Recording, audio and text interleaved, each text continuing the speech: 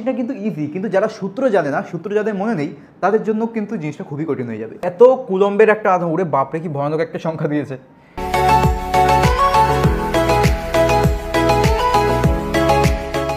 Hello and welcome back to our pi academy. আমি শান্তন, আর আজকে আমরা একটা নতুন সিরিজ শুরু করতে চলেছি, যাতে আমরা পুরো সেমিস্টার 3, ক্লাস 12-এর সেমিস্টার 3 আমরা নতুন যে সিলেবাস সেটাকে পুরো ভালো করে রিভাইজ করব। কারণ এখন দেখো, এখন থিওরিকে পুরো প্রথম থেকে শুরু থেকে শেষ করার মতো সময় আমাদের কাছে নেই। এখন যা হবে কেবল রিভিশন, আর রিভিশন করার সবথেকে ভালো পদ্ধতি হচ্ছে বারবার ওই গড়ে থিওরি মুখস্থ না করে কোয়েশ্চেন প্র্যাকটিস করা। কারণ কোয়েশ্চেন প্র্যাকটিস করার মধ্যে থেকে আমরা কোয়েশ্চেনগুলোকে জানতে পারবো, যেগুলো থিওরিকে কীভাবে ইউজ করতে হবে পরীক্ষায়, যেটা তোমাদের দরকারি যে থিওরিকে ইউজ করা, সেটা আমরা শিখতে পারবো। এ কারণে এই সিরিজটাকে তোমরা পারলে পুরোটা কমপ্লিট করবে। তোমাদের সেমিস্টার 3-তে যে যে সিলেবাস রয়েছে, যে যে চ্যাপ্টারগুলো রয়েছে, প্রত্যেকটা চ্যাপ্টারের উপর ভিডিও আসবে। পার্ট 1 পার্ট 2 করেও ভিডিও আসতে পারে, একবারও পুরো ভিডিও হতে পারে। তবে তোমাদের কাজ হবে প্রত্যেকটা ভিডিওগুলোকে দেখা। আর সবথেকে ইম্পর্টেন্ট হচ্ছে এই যে সিরিজ, এটিকে দেখার সময় তোমাদেরকে কিন্তু একটা পেন আর একটা পেপার নিয়ে তোমাদের কিন্তু বসতে হবে। কারণ এটা যদি আর কোশ্চেন যখন তোমাদের সামনে আসবে, তখন সেগুলোকে তোমাদের নিজেকে স্ক্রিন পজ করে ট্রাই করতে হবে। যদি এই কাজটা না করে থাকো, তাহলে কিন্তু পুরো ভিডিও দেখা ওয়েস্ট হয়ে যাবে। এই কারণে একটা পেন এবং একটা পেপার, একটা খাতা তোমরা যা ইচ্ছা নিয়ে নিতে পারো, আর কোশ্চেনগুলোকে কিন্তু নিজেরা ট্রাই করবে। তাহলে চলো শুরু করা যাক। আচ্ছা শোনো ভালো করে, প্রথমে আমরা কি করব, তোমাদের এই চ্যাপ্টারে, এই যে তোমাদের চ্যাপ্টারের নাম কী ছিল, ইলেকট্রোম্যাগনেটিজম যে চ্যাপ্টার, এই চ্যাপ্টারে আমরা যে যে ইম্পর্টেন্ট কনসেপ্টগুলো রয়েছে, যে ইম্পর্টেন্ট সূত্রগুলো রয়েছে, সেগুলো আগে আমরা এক ঝলকে দেখে নেব ভালো করে। তোমরা পারলে একটা খাতা নিয়ে বসো। আমি আগেও বলেছি, একটা খাতা নিয়ে তোমরা বসবে, প্রত্যেকটা কোশ্চেন তোমরা নিজেরা ট্রাই করবে আগে। কারণ দেখো, তোমরা যদি কোশ্চেন ট্রাই না করো, তাহলে কিন্তু এই ভিডিও দেখার কিন্তু কোনো মানে হয় না। তোমার পুরো টাইম কিন্তু পুরো ওয়েস্ট হয়ে যাবে। যদি তুমি একটা খাতা পেন না নিয়ে যদি কোশ্চেনগুলো না করতে বসো, তাহলে কিন্তু তোমার পুরো টাইম ওয়েস্ট হয়ে যাবে। তাই বলছি, একটা খাতা পেন নাও, পারলে সূত্রগুলোকে একবার ওই খাতায় ছোট্ট করে লিখে নাও, যাতে তোমাদের বারবার খুব বই খুলে খুঁজতে না হয়। তারপরে সেই সূত্রগুলো দেখেই না হয় তোমরা কোশ্চেনগুলোকে সলভ করো। তো প্রত্যেকটা কোশ্চেন তোমাদের সামনে আসবে, টোটাল 20টা কোশ্চেন আছে। তোমরা ভিডিও পজ করবে আর সাথে সাথে নিজেরা ট্রাই করবে। কারণ তোমাদেরকে আমি লাস্টে জিজ্ঞাসা করবো যে কমেন্টে তোমরা লিখবে যে তোমরা 20টার মধ্যে কতগুলো পেরেছো, বুঝেছো? তাহলে এই ভিডিওটা তোমরা পুরো দেখবে আর কোশ্চেন প্র্যাকটিস করবে। আর দেখো, এই ভিডিওতে যদি তোমাদের মনে হয় যে আমি তোমাদের থিওরিকে পুরো ভালো করে থিওরিটাকে আমি রিভাইজ করবো, তাহলে সেটা কিন্তু হবে না। এই ভিডিওতে আমি থিওরি রিভাইজ করার জন্য আসিনি, আমি এসেছি কোশ্চেন দিয়ে তোমাদের পুরো চ্যাপ্টারটাকে রিভাইজ করার জন্য। কারণ তোমাদের কি হচ্ছে, কোশ্চেন প্র্যাকটিস করলে সবথেকে ভালো রিভিশন হচ্ছে কোশ্চেন প্র্যাকটিস করা। বারবার ওই থিওরি পড়ার থেকে কোশ্চেন প্র্যাকটিস করলে অনেক বেশি ভালো রিভাইজ হয়ে যায়। থিওরিরও রিভাইজ হয়ে যায়, কোশ্চেন তো প্র্যাকটিসের রিভাইজ তো হয়ে যায়ই। ঠিক আছে, তাহলে বেশি কথা না বাড়িয়ে চলো আমরা শুরু করি। প্রথমে দেখো, বায়োসাভার্টের সূত্র তোমরা সবাই জানো, যে কোনো একটা তারের মধ্যে দিয়ে যদি কারেন্ট প্রবাহিত হয়, তাহলে যে কোনো একটা বিন্দুতে আমরা যে ম্যাগনেটিক ফিল্ড বার করতে হলে আমরা বায়োসাভার্টের সূত্র ইউজ করি। সূত্রটা কীরকম, এরকম। এগুলো তোমরা একবার দেখে নাও, তোমরা এগুলো জানোই। তোমরা এই জিনিসগুলো একবার দেখে নাও, যাতে তোমাদের জিনিসটা মনে পড়ে যাবে। আর পারলে এগুলোকে তোমাদের যে নোট খাতায় তুমি যে রাফ খাতা তুমি এখন নিয়ে রেখেছো, যাতে তুমি কোশ্চেন করবে, আশা করছি নিয়ে রেখেছো, তাতে পারলে এটা একবার লিখে নাও। তাহলে তোমার ওই লিখলে কী হবে, জিনিসটা ভালো করে মাথায় রিকল হয়ে যাবে, আর তোমার সামনেই মানে এই সূত্রটা পড়ে থাকবে। তাহলে তুমি দেখে অঙ্কগুলো করতে পারবে। আর মিউ নটের মান, এই মিউ নটের এটা কিন্তু এসআই মান, মিউ নটের মানটাও এরকম 4/10⁻⁷। চলো, এরপরে হচ্ছে ইউজফুল কিছু সূত্র, যেগুলো আমাদের খুব দরকার হয়। যদি একটা এরকম লাঠি হয়, লাঠি বা তোমরা ধরে নাও একটা তার, একটা সীমিত, এটা কিন্তু একটা সীমিত তার, এটা একটা অসীম তার। এই দুটো, এটা আর এটা, এই দুটো হচ্ছে আমাদের অসীম তার, এটা হচ্ছে একটা সীমিত তার। এবার যদি এই বিন্দুতে, এরকম একটা বিন্দুতে তোমাকে যদি ম্যাগনেটিক ফিল্ডের মান বের করতে চায়, তাহলে তুমি কি করবে, তুমি এই সূত্রটাকে ইউজ করবে, BKI/R। আচ্ছা, এই কে মানে কিন্তু তোমার ওই ইলেকট্রিক ফিল্ডের কে নয়, এখানে আমি এই μ0/4π এটাকে আমি কে ধরে নিয়েছি। তাহলে কী হবে, আমার সূত্রটা দেখতে ছোট হবে। নাহলে তুমি এখানে μ0/4π এরকম লিখবে, সূত্র বড় হবে, মনে রাখতে একটু কষ্ট হবে। এই কারণে ইজি করার জন্য আমি এখানে μ0/4πকে আমি কে ধরে নিয়েছি। তারপরে তোমরা কোশ্চেনে এর মানটাকে, এই কে জায়গা তোমরা এই পুরো মানটাকে বসিয়ে দিতে পারো, কোনো সমস্যা নেই। এটা কেবল যাতে সহজে মনে রাখা যায়, সেই পারপাসে আমি এই সূত্রটাকে এভাবে লিখেছি। এবার দেখো, যদি এরকম হয় তোমার এরকম একটা বিন্দুতে, এখান থেকে ধরো তার শুরু হয়েছে, অসীমে গিয়ে শেষ হয়েছে, তাহলে সেটাকে কীভাবে করতে হয়, সেটা হচ্ছে এই সূত্রতেই তোমাকে মান বসাতে হবে। যেরকম এখানে দেখো এই θ1 কত, θ1 যেটা উপরের দিকে সেটা হচ্ছে 90 ডিগ্রি, আর যেটা θ2 মানে নিচের দিকে সেটা কত, সেটা হচ্ছে 0, মান বসিয়ে দেবা তাহলে এসে যাবে এই জিনিসটা। সেম যদি অসীম হয় তাহলে কী হবে, তাহলে তোমাকে এখানে θ1 জায়গা 90, θ2 জায়গাও তোমাকে 90 বসাতে হবে, তাহলে তুমি এই সূত্রটা পেয়ে যাবা। ওকে, চলো তাহলে নেক্সট সূত্র, রিংয়ের সূত্র। রিং যদি হয় তাহলে কী করতে হয়, এই ধরো এরকম একটা আমার কাছে রিং রয়েছে, এর মধ্যে দিয়ে কারেন্ট প্রবাহিত হচ্ছে, এই রিং, আচ্ছা এখানে আমি কিউ লিখেছি কেন, ও হো যা গেছে, এই ঠিক আছে, এই রেডিয়াস ধরো আর, এই রিংয়ের রেডিয়াস হচ্ছে আর, আর এর এই যে এটা হচ্ছে এর কেন্দ্র থেকে অক্ষ বরাবর এক্স দূরত্বে যদি তোমাকে ম্যাগনেটিক ফিল্ড বের করতে বলে তাহলে তুমি এই সূত্রটাকে ইউজ করবে। সূত্রটা দেখতে ভয়ানক কিন্তু কিছু করার নেই, যে তোমাকে মনে রাখতেই হবে সূত্রটা। এখানে এন মানে কি, এন মানে হচ্ছে পাক সংখ্যা। আচ্ছা এই আছে, এই পুরো সূত্র তোমাকে মুখস্থ করতেই হবে। আর বি এর অভিমুখ কোন দিকে হবে, এরকম সামনের দিক বরাবর। আচ্ছা এখানে কি,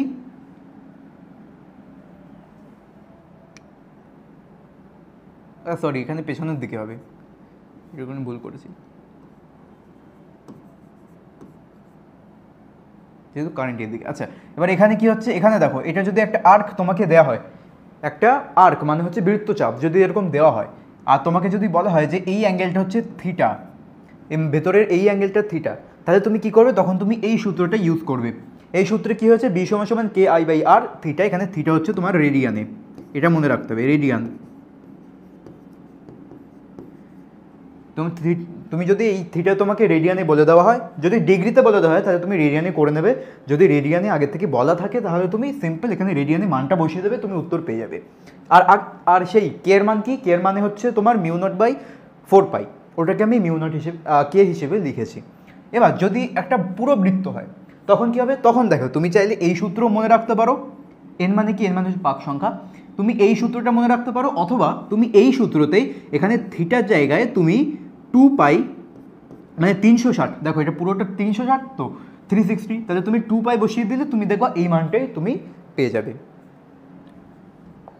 তারপর হচ্ছে সলিনয়েডের যে সূত্র তোমরা জানো। আচ্ছা এই এন মানে কি, এই এন মানে কিন্তু সিম্পল পাক সংখ্যা না, এই এন মানে হচ্ছে প্রতি একক দৈর্ঘ্যে পাক সংখ্যা। যেমন ধরো এই পুরো সলিনয়েডের দৈর্ঘ্য হচ্ছে এল, আর টোটাল পাক হচ্ছে যদি ধরো বড় এন, তাহলে এই ছোট এনটার মানে হবে এন বাই এল, মানে প্রতি একক দৈর্ঘ্যে পাক সংখ্যা। তারপরে হচ্ছে যদি টরয়েড হয়, টরয়েডের ক্ষেত্রে কী হবে, এটাও সেম, এই সেম μ0 n/, এই সূত্রটাই এখানে ইউজ হবে, μ0 n/। এবার এখানে যেহেতু এল ছিল, এখানে এই এল ছিল, কিন্তু এখানে কি, এই যে পুরো দৈর্ঘ্যটা, এই যে এখানে যে এলটা হবে, এখানকার যে এলটা হবে, সেই এল কিসের সমান, এখানকার এল তোমার 2πr তার সমান, বুঝেছো? তাই জন্য আমি কি লিখেছি এখানে, μ0 n/2πr/, ব্যাস, আর কিচ্ছু না। এরপরে হচ্ছে অ্যাম্পিয়ারের সূত্র, তোমরা সবাই জানো, এই আর বেশি বলার নেই, গাউসের সূত্রের মতন পুরো। বি ডিএল এর যে পথ সমাকল সেটা কিসের সমান হয়, μ0 ni এর সমান হয়, ব্যাস, আর কিচ্ছু নেই এতে। তারপর হচ্ছে গতিশীল আধানের উপর বল। একটা আধানকে যদি একটা ম্যাগনেটিক ফিল্ডে গতিশীল করা হয়, ছুঁড়ে মারা হয়, তাহলে কি হয়, তাহলে তার উপর একটা বল কাজ করে, ম্যাগনেটিক ফিল্ড ওই আধানের উপর একটা বল প্রয়োগ করে, বুঝেছো? যদি আধান রেস্টে থাকে, আধান যদি স্থির থাকে, একটা ম্যাগনেটিক ফিল্ডে, এরকম একটা ম্যাগনেটিক ফিল্ডে যদি আমি একটা সিম্পল আধানকে রেখে দিই, তাহলে কিন্তু তার উপর কোনো বল প্রয়োগ করবে না সেই ম্যাগনেটিক ফিল্ড। কিন্তু যদি এই আধানটা দৌড়াতে শুরু করে ভি বেগে, আধানটা যদি দৌড়াতে শুরু করে, মানে আধান যদি গতিশীল হয়, তখন কিন্তু ম্যাগনেটিক ফিল্ড আধানের উপর একটা বল প্রয়োগ করবে, সিম্পল এই জিনিস। আর সেই বলের মান কত হবে, কিউ ভিবি, সিম্পল। আচ্ছা এবার তারের উপর বল। তারের উপর বল মানে একটা তারকে তুমি ম্যাগনেটিক ফিল্ডে রেখেছো, তার মধ্যে দিয়ে যদি কারেন্ট প্রবাহিত হয়, তাহলে কারেন্ট প্রবাহিত হওয়া মানে কি, আধান প্রবাহিত হচ্ছে তো, আর ম্যাগনেটিক ফিল্ডে যদি আধান প্রবাহিত হয় তাহলে কি হয়, ম্যাগনেটিক ফিল্ড তার উপর বল প্রয়োগ করে। তার মানে এই যে তার, এই তারের মধ্যে দিয়ে কারেন্ট প্রবাহিত হচ্ছে, সেই কারণে এই তারের উপরেও একটা বল প্রয়োগ করবে তোমার ম্যাগনেটিক ফিল্ড।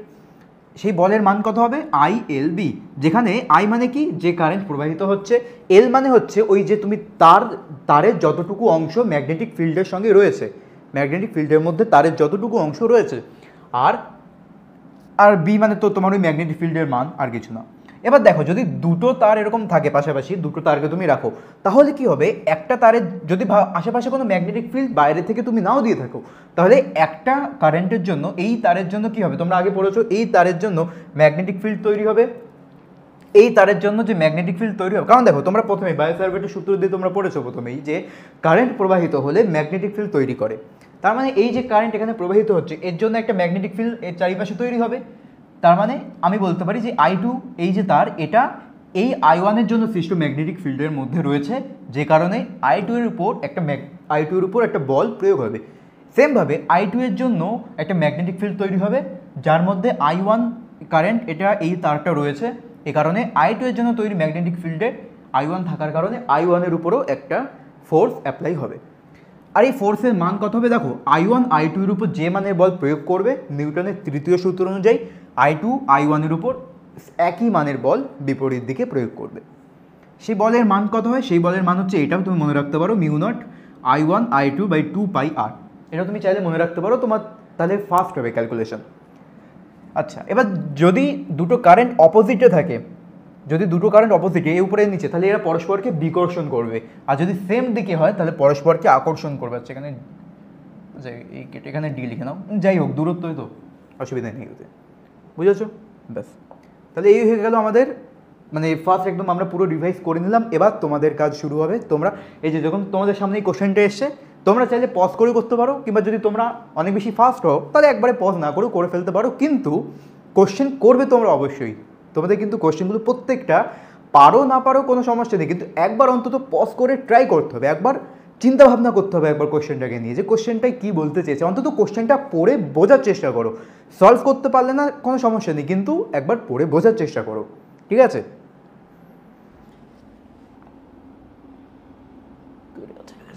চলো তাহলে আমরা শুরু করি একবারে।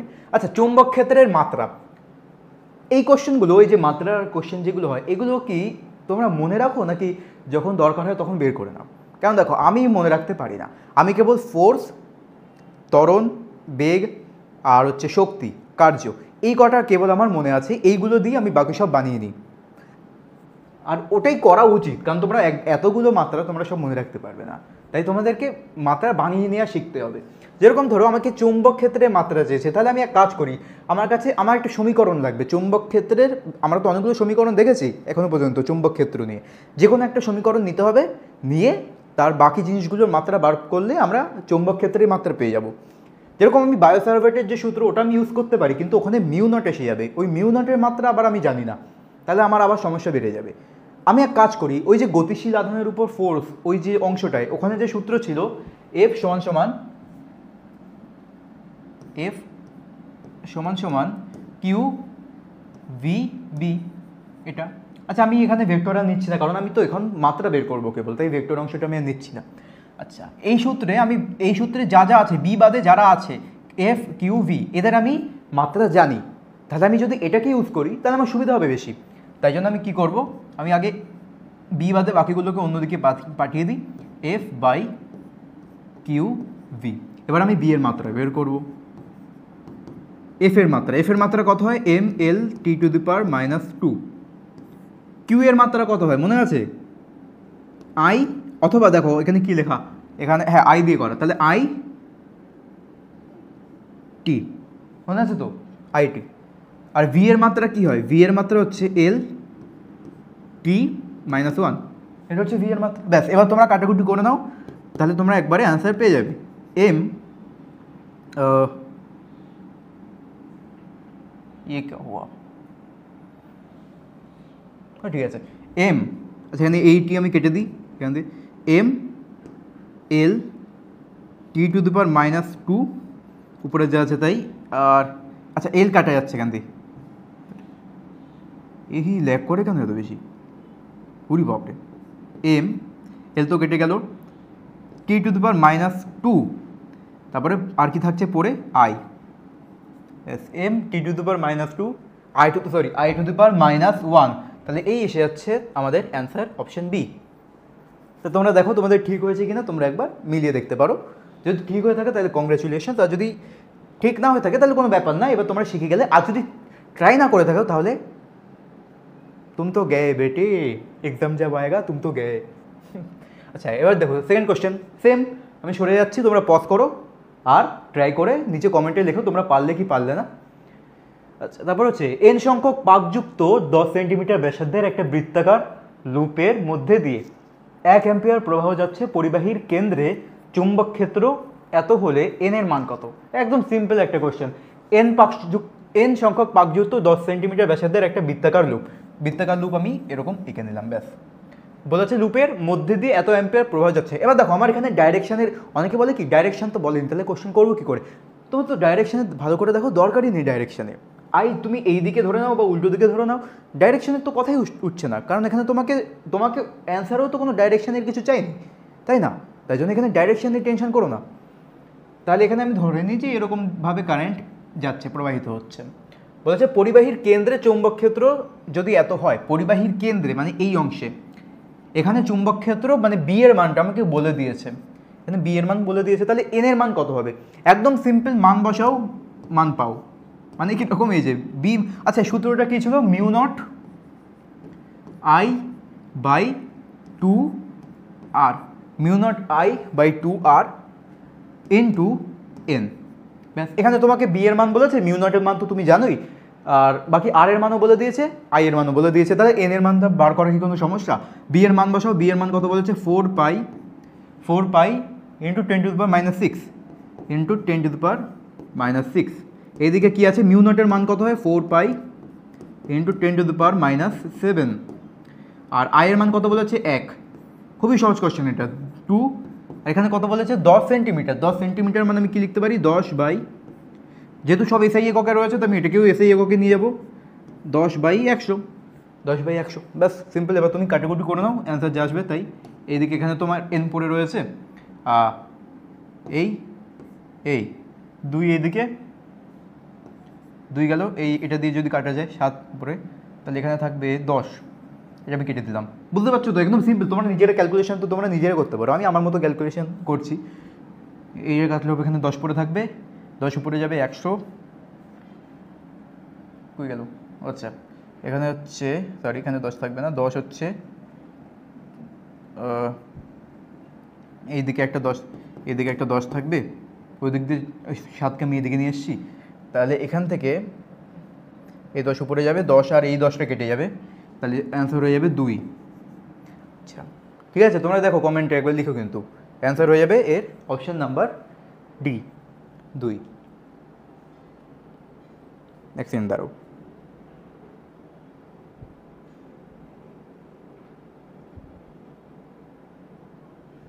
কি আছে? ফোন আইলো। আচ্ছা চলো নেক্সট কোয়েশ্চেন দেখো, খুবই ইজি। বলেছে আর ব্যাসার্ধের, আবার সেম, আমি বারবার বলবো না, আমি একবারে সরে যাবো, তোমরা নিজেরা পজ করে ট্রাই করবে। আচ্ছা দেখা যাচ্ছে তো কোয়েশ্চেনটাতে? একদম দেখিনি, হ্যাঁ বোঝা যাচ্ছে, কোনো সমস্যা নেই। চলো পজ করো, ট্রাই করো, হয়ে গেছে আশা করছি। দেখি কি বলেছে আর ব্যাসার্ধের একটা বৃত্তাকার কুণ্ডলিতে তড়িৎ প্রবাহের ফলে কুণ্ডলীর কেন্দ্রে এবং কেন্দ্র থেকে আর দূরত্বে অক্ষের উপর অবস্থিত কোনো বিন্দুতে উৎপন্ন চুম্বক ক্ষেত্র B1 B2 হলে B1 B2 এর অনুপাত কত হবে? কোশ্চেনটা কিন্তু ইজি, কিন্তু যারা সূত্র জানে না, সূত্র যাদের মনে নেই, তাদের জন্য কিন্তু জিনিসটা খুবই কঠিন হয়ে যাবে। দেখো কি করে করবো। B1 B2, B1, আচ্ছা B1 মানে কি? B1 মানে বলতে চেয়েছে, এই ধরো তোমার কাছে একটা বৃত্ত রয়েছে, রিং রয়েছে, আর এই সেম রিংটাকেই ভাবো আমি এরকম ঘুরিয়ে রাখলাম, এই বুঝতে পারছো তো? 3Dতে এরকম ঘোরালাম। একবার বলেছে এই যে কেন্দ্রে, এর এই কেন্দ্রে যে তোমার ম্যাগনেটিক ফিল্ড হবে, আচ্ছা এটা কত? এটা হচ্ছে আর, এর রেডিয়াস হচ্ছে আর। কোশ্চেনটা ভালো করে আগে বোঝো যে কোশ্চেনে চেয়েছে কি। এটা হচ্ছে ধরো তোমার আর, এবার তোমাকে বলেছে B1 মানে হচ্ছে এই যে কেন্দ্রে যে ম্যাগনেটিক ফিল্ড তৈরি হচ্ছে সেটা হচ্ছে B1, তাহলে আমি B1 লিখি। B1 মানে কি হবে? সূত্র মনে করো মিউ নট, আচ্ছা এখানে পাক বলেছে, পাকের কথা বলেছে, পাকের কথা বলেনি, তার মানে পাক সংখ্যা 1 তুমি ধরে নিতে পারো, কারণ পাকের কথা তো কিছু বলেনি। Mu naught I by 2R। আচ্ছা এই সূত্র আমরা জানি, যদি এর মধ্যে দিয়ে আই কারেন্ট প্রবাহিত হয় তাহলে এই সূত্রটা আমরা জানি কেন্দ্রে। এবার B2 মানে বলতে চেয়েছে কি, দেখো আমি যদি এরকম অক্ষের উপর, এই হচ্ছে তোমার অক্ষ, কেন্দ্রগামী অক্ষ, লম্ব অক্ষ কেন্দ্রগামী, আমাকে বলেছে আমি যদি এই কেন্দ্র থেকে আর দূরত্বে মানে রেডিয়াসের সমান দূরত্বে একটা বিন্দু নিই, তাহলে এই বিন্দুতে যে ম্যাগনেটিক ফিল্ডটা হবে সেটা হচ্ছে B2। এই সেম রিংটাই আমি যদি একবার কেন্দ্রে বার করি ওটা B1, আর যদি কেন্দ্র থেকে আর দূরত্বে আমি যদি বের করি তাহলে ওটা হচ্ছে আমার B2। তাহলে B2 এর মান কত হবে সেটা আমি আগে বের করে নিই। B2 এর মান কী হবে, সূত্রটা মনে করো, সূত্রে কী ছিল, mu naught I R square by 2 x square R square 3/2। আচ্ছা, এবার এখানে বড় আরের দেখো, এই বড় আরের জায়গা কী হবে, বড় আরের জায়গা হবে এই রেডিয়াস যেটা হচ্ছে আর বলে দিয়েছে কোশ্চেনে, আর এক্সের জায়গায় কী হবে, এক্সের জায়গাতেও হবে আর। তাহলে তুমি সিম্পল মান বসিয়ে দিলে কী পাচ্ছ, বি সমান সমান মান বসালে হবে mu naught I R square by 2 R square মানে কত হচ্ছে এখানে তোমার 2 আর স্কোয়ার 3/2।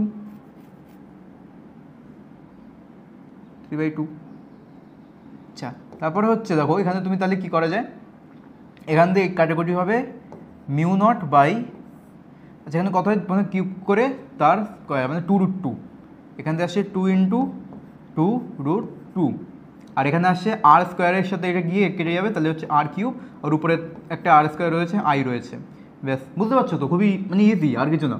তাহলে এটা এখান থেকে কেটে যাবে, তাহলে নিচে একটা আর পরে থাকবে। তাহলে B2 এর মান তুমি কী পেলে, B2 এর মান আসছে মিউ নট I বাই 2 × 2√2 আর হলো। এবার দেখো তোমাকে সিম্পল এবার কী করতে হবে, B1 B2 এর অনুপাত মানে B1/B2 তোমাকে করতে হবে, B1/B2। তাহলে কি আসবে দেখো, সিম্পল তুমি বুঝতেই পারছো, B1/B2 করলে আসবে 1/1 = 1/2√2। তাহলে এবার আমি তো নিচে এভাবে রাখা যায় না, আমি কী করবো, একে লিখবো এরকম 2√2 = 1, অথবা তুমি বলতে পারো B1/B2 মানে হচ্ছে 2√2। এটা এসে গেল আমাদের অ্যান্সার। যদি বুঝতে না পেরে থাকো তাহলে একবার মানে ভিডিওকে ব্যাক করে তোমরা আবার দেখতে পারো।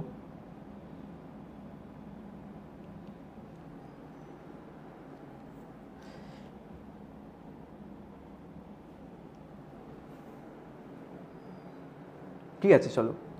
আর হ্যাঁ, তোমরা কিন্তু একদম কোশ্চেন করার সময় কিন্তু পুরো একদম সতর্ক থাকবে, কারণ কি, কারণ তোমাদের এই জায়গায় কিন্তু চেঞ্জ করে দিতে পারে।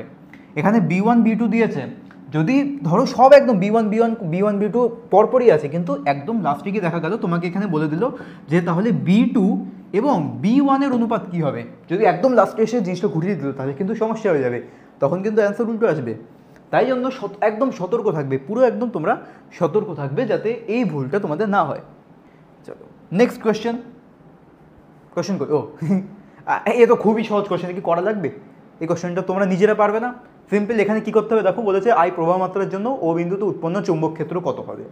ও বিন্দুতে চুম্বক ক্ষেত্র কত হবে, ওই যে সূত্রটা কে বি লিখি আমি আগে, KI/R থিটা।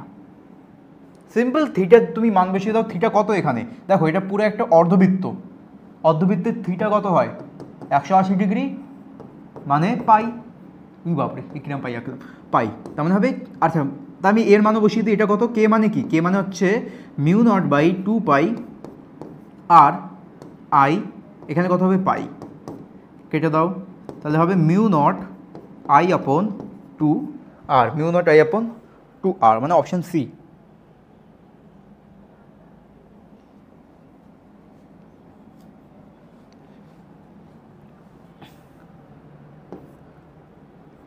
ফোনটা মনে হচ্ছে ছুঁড়ে মারতে হবে, এত আওয়াজ আসে কেন, মেসেজ আসতেই আছে বারবার অফ করার পরেও।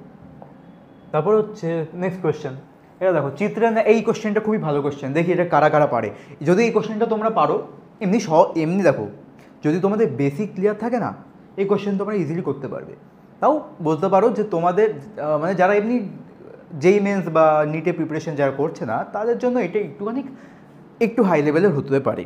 এবার তোমরা ট্রাই করে দেখো, জিনিসটা পারলে তো খুবই ভালো। যারা পারবে এই কোয়েশ্চেনটা যারা করতে পারবে তারা নিচে একবার কমেন্ট করো যে কোয়েশ্চেন 5 ডান, এরকম করে কিছু একটা কমেন্ট থাম আপ দিয়ে একটা কমেন্ট করে দিও। ঠিক আছে, সরে যাচ্ছি, তোমরা পজ করেই এটাকে ট্রাই করো একবার। খুবই সুন্দর কোশ্চেন।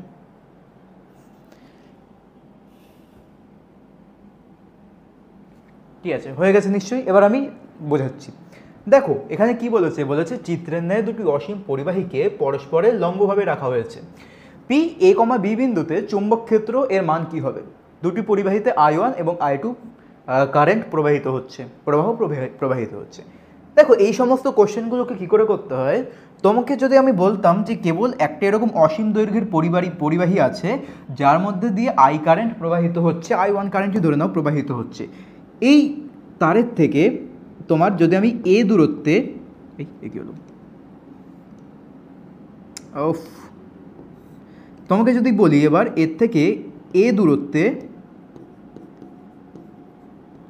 এরকম একটা বিন্দুতে ম্যাগনেটিক ফিল্ড কত হবে, তাহলে তোমরা একদম সিম্পলি বলতে পারবে তো যে বি সমান সমান এখানে কি আসবে, বি সমান সমান হবে 2k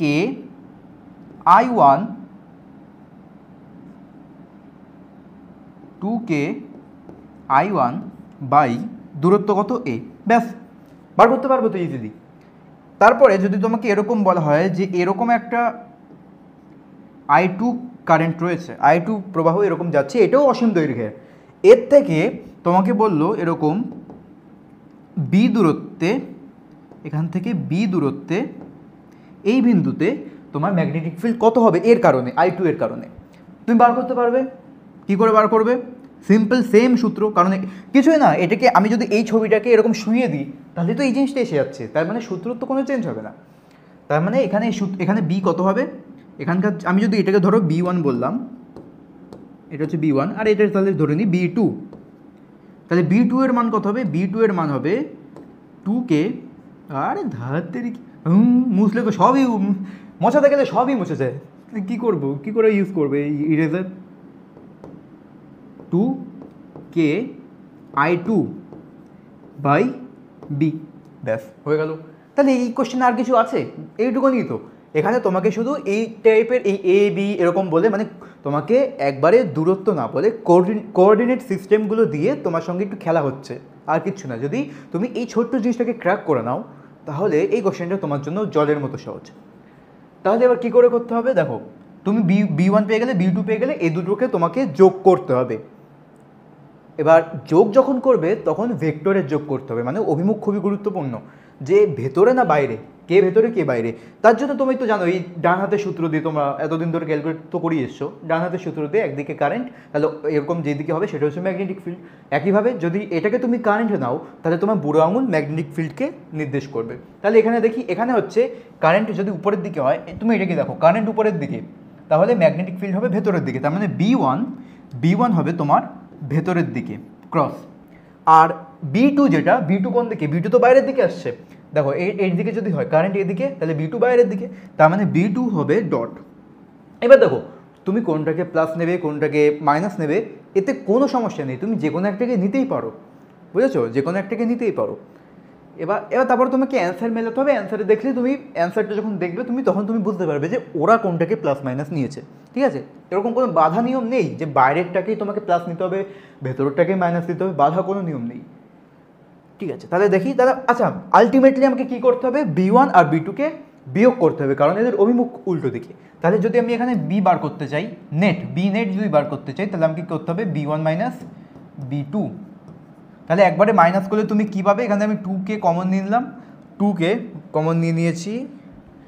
ঠিক আছে, তাহলে কী পড়ে থাকছে, I1 by A minus I2 by B, এটা আমার কাছে পড়ে থাকছে। এবার কে এর জায়গায় তুমি মান বসিয়ে দাও, যেটা আমি বলেছি 2μ0 বাই 4π, এখানে কী আসছে তাহলে I1 by A minus I2 by B, ব্যাস এখানে এটা কেটে গেল 2, তাহলে μ0 বাই 2π, প্রত্যেকটাই μ0 বাই 2π আছে, তাহলে এটা হবে না এটা না, ভুল করলো নাকি, I2 বাই এ কোন দূরত্ব, ও আচ্ছা সরি, না এক সেকেন্ড, I2 অপশানে একটুখানি, অপশানে একটু ক্ষমা চাইছি, অপশানে একটু গণ্ডগোল আছে। এই দূরত্বটা হচ্ছে বি, এই দূরত্ব এটা হচ্ছে তোমার বি, কারণ এটা তো এ কমা বি, তার মানে ওয়াই কোঅর্ডিনেট হচ্ছে বি, তার মানে এখান থেকে এটা বি দূরত্ব, তো আবার I1 এর থেকে এটা হচ্ছে এক্স কোঅর্ডিনেট, তার মানে এটা হচ্ছে এ, তার মানে এটা হচ্ছে এ, তাহলে I1 এর নিচে এ হবে। এই অপশানটা একটুখানি ভুল হবে, এখানে I1 হবে, I1 আর এটা হবে I2। যদি তোমাদের মনে হয় যে তোমাদের এরকম কিছু, তো দেখো তুমি অপশন দেখো না, তোমার যদি এরকম অ্যান্সার এসে থাকে, এরকম টাইপের অ্যান্সার এসে থাকে, তাহলে তুমি বুঝবে যে তুমি একদম ঠিক করেছো। ঠিক আছে, চলো নেক্সট কোয়েশ্চেন।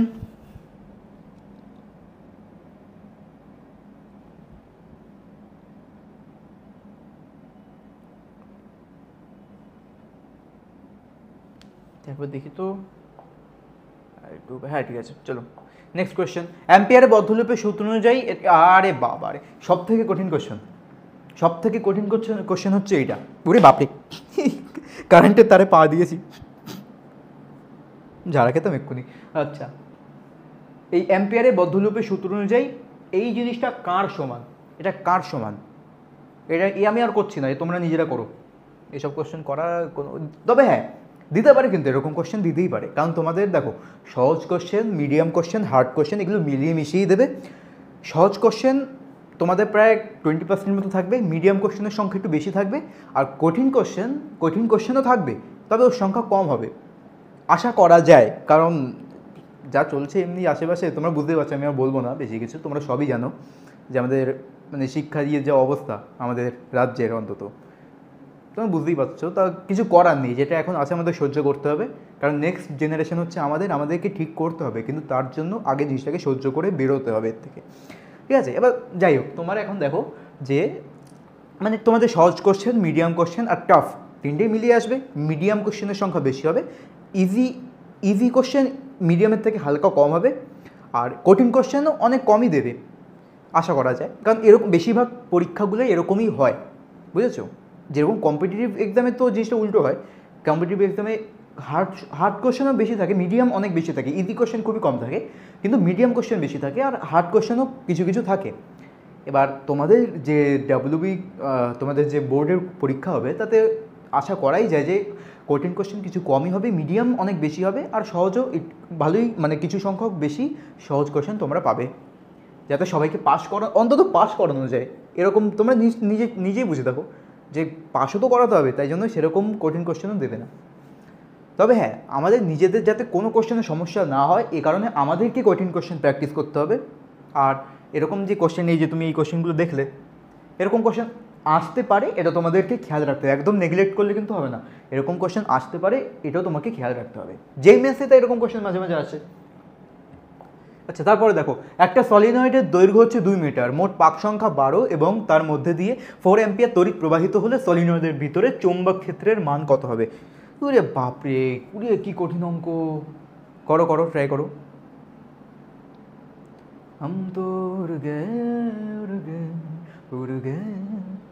আচ্ছা দেখো, এবার ট্রাই হয়ে গেছে নিশ্চয়ই। এবার তাহলে কোশ্চেনটা আমি সলভ করি। কিচ্ছু নেই, কুছ নেই। কী করতে হবে, শুধু ওই যে সূত্র ছিল mu naught N I B সমান মিউ নট এন আই, এই যে সূত্রটা ছিল, সূত্রে মান বসিয়ে দাও, আর একদম জিন্দেগি একদম মস্ত। এখানে মান বসাতে হবে কেবল, মিউ নটের জায়গা তো তোমরা জানো, মিউ নট মানে কি 4 পাই ইন্টু 10⁻⁷। তাহলে বি সমান, আচ্ছা এখানে তো মিউ নট দিয়ে দিয়েছে, মিউ নট।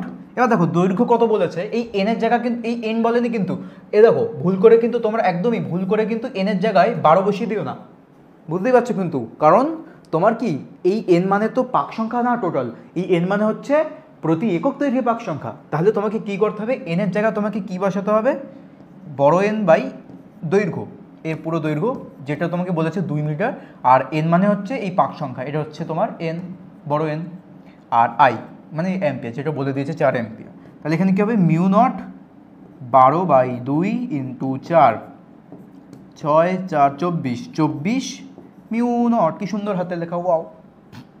এই হচ্ছে তোমার অপশন সি। পেরেছো নিশ্চয়ই, এইসব তো পাতি কোশ্চেন। এই কী হলো, ও একটি গতিশীল ইলেকট্রন এবং প্রোটন পরস্পর ভিন্ন বেগে চুম্বক ক্ষেত্রের অভিলম্ব বরাবর একই চুম্বক ক্ষেত্রে প্রবেশ করলো। যদি তাদের দ্বারা গঠিত বৃত্তাকার পথের ব্যাসার্ধ একই হয়, তাহলে প্রোটন ও ইলেকট্রনের জেটির মান সমান হবে। হ্যাঁ, প্রোটন ও ইলেকট্রনের জেটির মান, ও আচ্ছা ঠিক আছে, ভালো কোশ্চেন। কোন জিনিসটা সেম হবে, মানে প্রোটনের, মানে কোশ্চেনটা তোমরা আগে নিজেরা ভাবো, আমি তোমাদের একবার ট্রাই করার পরে আমি জিনিসটাকে বোঝাবো। একবার নিজের ট্রাই করে নাও। আচ্ছা দাঁড়া, এটা দেখতে পাচ্ছ তো? এই নিচে যা, নিচে যা, হ্যাঁ হ্যাঁ। দেখ কী করে করা যেন শিখিয়ে গেছিলো আমারে, আমি ভুলে গেছি। এইটা দিয়ে হয়ে যাবে মনে হচ্ছে, দেখি। ও হে উড়ে গেছে। এই এবার ঠিক আছে, এবার দেখা যাবে পরিষ্কার। ঠিক আছে, এবার ট্রাই করো নিজেরা। ঠিক আছে, আশা করছি ট্রাই হয়ে গেছে। এবার দেখো কি বলেছে, গতিশীল ইলেকট্রন প্রোটন পরস্পর ভিন্ন বেগে চুম্বক ক্ষেত্রের অভিলম্ব বরাবর একই চুম্বক ক্ষেত্রে প্রবেশ করলো। তাহলে জিনিসটাকে, ঘটনাগুলোকে না তোমরা ইমাজিন করা শেখো যে কী ঘটছে। এটা কি একবার তোমরা যদি ইমাজিন করতে শিখে যাও তাহলে ফিজিক্সের কোশ্চেন কখনো বাঁধে না। দেখো তোমাদের সমস্যা কী হয় জানো, তোমরা বেশিরভাগ যারা ফিজিক্সে ভয় পাও বা ফিজিক্স করতে চাও না, বা ফিজিক্সটা তোমাদের খুবই টাফ মনে হয়, কারণটা কিন্তু ফিজিক্স যে টাফ সাবজেক্ট ওরকম নয়। কারণ দেখো, হ্যাঁ 3টে সাবজেক্টই টাফ বলতে গেলে, কিন্তু সেটা ডিপেন্ড করে তোমার অ্যাপ্রোচের উপর, যে তুমি জিনিসটাকে কীভাবে নিচ্ছ। আর এর মধ্যে তোমার যে টিচার, তার ভূমিকাও কিন্তু অনেক বেশি।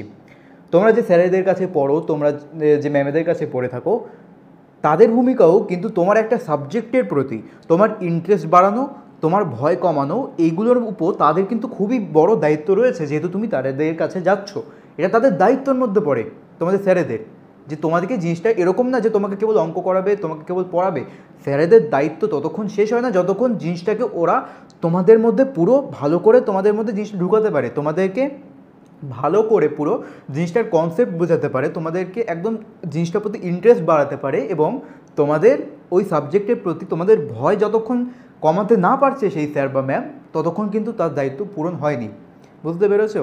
এই কারণে। আর তোমাদের বেশিরভাগ, আমি কারোকে অপমান করার চেষ্টা করছি না, কিন্তু বেশিরভাগের কথা বলছি যে তোমরা কখনো জিনিসটাকে ইম্যাজিন করতে চাওনি, বা ফিজিক্সটাকে যেভাবে পড়া উচিত সেইভাবে তোমরা কখনো জিনিসটাকে পড়োনি। যাদের ফিজিক্স টাফ লাগে আমি তাদের কথা বলছি। অঙ্কতে কি হয়, অঙ্ক জিনিসটাকে তুমি বেশি ইম্যাজিন করো বা না করো, তুমি যদি প্র্যাকটিস করতে থাকো ইন্টারেস্টের সঙ্গে, তাহলে জিনিসটা তোমাদের আপনা আপনি হাতে এসে যায়। কেমিস্ট্রিতে কী হয়, কেমিস্ট্রিতেও তোমরা কিছু না কিছু, তোমরা প্রোটন ইলেকট্রন এগুলোকে তো তোমরা ইমেজিন করোই, ছোটোখাটোগুলোকে। এছাড়া কেমিস্ট্রিতে তোমাদের নর্মালি জিনিসগুলো, বিক্রিয়াগুলোকে, তোমার বিক্রিয়া মুখস্থ করো, বিক্রিয়াকে তোমরা ইমেজিন করো না, কেবল বিক্রিয়াগুলোকে মুখস্থ করে নাও। অথবা অর্গানিক হলে সেগুলোকেও বিক্রিয়া তোমরা মুখস্থ করে নাও। এই কারণে কেমিস্ট্রিটাও তোমাদের তাও কিছুটা হয়ে যায়। কিন্তু ফিজিক্সে যদি তুমি ইম্যাজিন না করতে পারো, তাহলে ফিজিক্স না হয় না। কারণ অনেকে ফিজিক্সটাকে অঙ্কের মতো পড়তে চায়। অঙ্কও সুন্দর একটা সাবজেক্ট, ফিজিক্সও সুন্দর সাবজেক্ট, কেমিস্ট্রিও সুন্দর সাবজেক্ট, কিন্তু ফিজিক্সটাকে ফিজিক্সের মতো করে না পড়লে, বা ফিজিক্সের মতো করে তোমাদেরকে পড়ানো না হলে, জিনিসটার প্রতি ভয় তোমাদের লেগেই থাকবে। ঠিক আছে? তাহলে ফিজিক্সকে ফিজিক্সের মতো পড়ো, ইম্যাজিন করে পড়ো, ছবি এঁকে পড়ো। তোমাদের অনেকের সমস্যা, তোমরা ছবি আঁকো না। এই যে কোশ্চেনটা এসছে, তো তোমার কেউ ছবি আঁকো নি, দরকার হোক বা না হোক তোমাদের ছবি আঁকা উচিত একবার। যতক্ষণ তুমি ছবি এঁকে জিনিসটাকে নিজেকে না বোঝাচ্ছ, ততক্ষণ কিছু হওয়ার নেই। এমনি তোমরা সারা জীবন ধরে ভয় পেয়ে যাবে, পরীক্ষায় কোশ্চেনও ভালো করে করতে পারবে না, আর ওর নামে তোমরা দোষ দিয়ে বেড়াবে। কিন্তু নিজেরা কখনো ট্রাই জিনিসটা করবে না। একবার নিজে ট্রাই করে দেখো। এটা খুবই ভালো টিপস দিয়ে গেলাম। যদি ইউজ করতে পারো, যারা ইউজ করবে এই টিপসটাকে, তাদের জন্য ফিজিক্স খুবই ইন্টারেস্টিং হয়ে যাবে, ফিজিক্স খুবই ইজি হয়ে যাবে। ঠিক আছে, চলো এই কোশ্চেনটা এবার দেখি। গতিশীল ইলেকট্রন প্রোটন পরস্পর ভিন্ন বেগে চৌম্বক ক্ষেত্রের অভিলম্ব বরাবর একই চুম্বক ক্ষেত্রে প্রবেশ করলো। ধরো একটা এরকম একটা চুম্বক ক্ষেত্র আমার কাছে রয়েছে।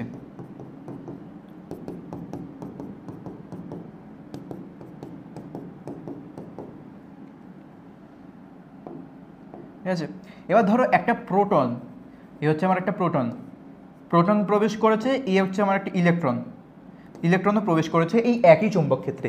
একই চুম্বক ক্ষেত্র বলার তাৎপর্য কি, যে বি এর মানটা সেম, বি সেম হলো।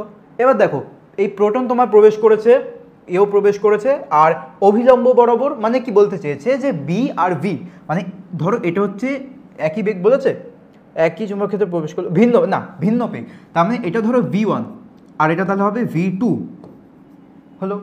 V1 আর এটা হচ্ছে V2। আচ্ছা, এবার একটা মজাদার জিনিস, ইলেকট্রনের আধান কত, ই ধরে নিতে পারি, বা তুমি ধরে নাও কিউ, তুমি ধরে নাও -Q। ইলেকট্রনের আধান, প্রোটনের আধান কত হবে, +Q। ব্যাস, এদের মধ্যে পার্থক্য নেই তো আধানের, সেম আধান তো। তাহলে V1 আর এটা হচ্ছে V2।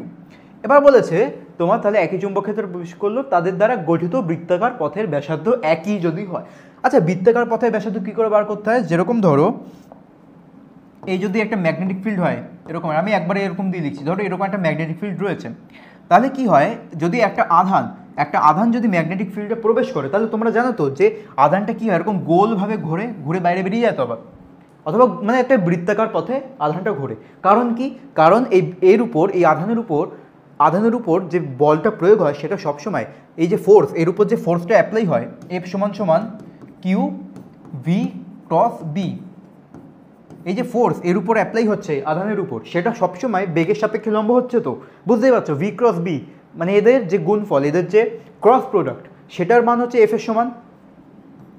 এ কারণে এফ ভি আর বি এরা পরস্পর লম্ব, তার মানে এফ ভি এ সবসময় লম্ব হচ্ছে। আর ক্লাস 11-এ তোমরা পড়ে এসছো যে যখন কোনো বস্তু বৃত্তাকার পথে প্রদক্ষিণ করে তখন তার বেগ এবং তার উপর প্রযুক্ত বলের অভিমুখ কত হয়, মানে অ্যাঙ্গেল কত হয় 90 ডিগ্রি, মানে ফোর্স আর তার বেগ 90 ডিগ্রিতে থাকে, তখনই তো একটা বস্তু বৃত্তাকার পথে ঘোরে।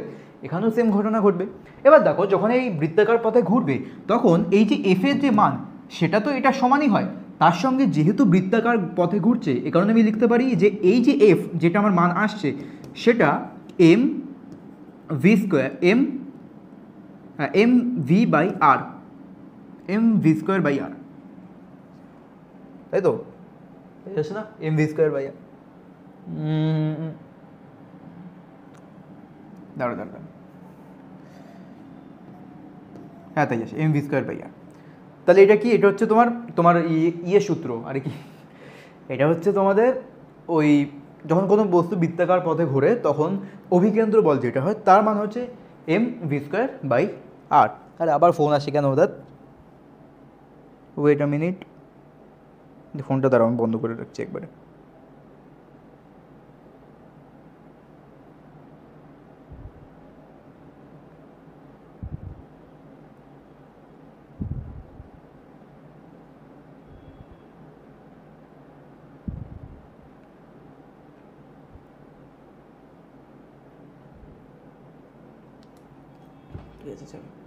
এম ভি স্কোয়ার বাই আর। এবার দেখো এই যে ফোর্স আর এই ফোর্স সেম তো, তাহলে এখানে আমি কী লিখতে পারি কিউ ভি বি, তাহলে এখান থেকে বি এটা কাটা যায়, তাহলে এখানে আসছে এম বা এই যে আর মানে কি, এই যে বৃত্তাকার পথ সেটার ব্যাসার্ধ হচ্ছে আর, তাহলে আর সমান সমান কী লিখতে পারি M V by Q B. এটাও একটা খুবই ইম্পর্ট্যান্ট একটা সূত্র, এটা তোমরা মনে রাখতে পারো, খুবই ইম্পর্ট্যান্ট সূত্র, অনেক সময় কাজে লাগে অনেক জায়গায়।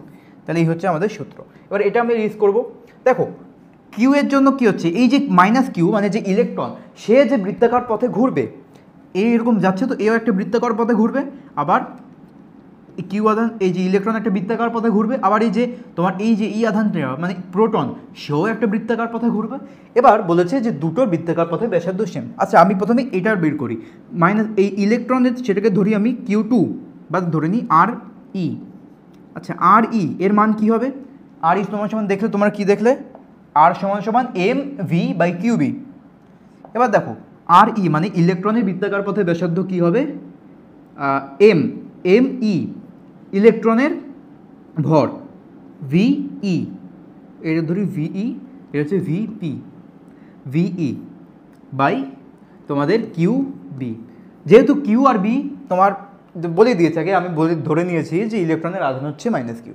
আচ্ছা এরপরে আমি আর পি যদি বার করি, আর পি সমান সমান কী হবে M P VP by same Q B, কারণ সেম ম্যাগনেটিক ফিল্ডে রয়েছে আর প্রোটন আর ইলেকট্রনের আধান সেম।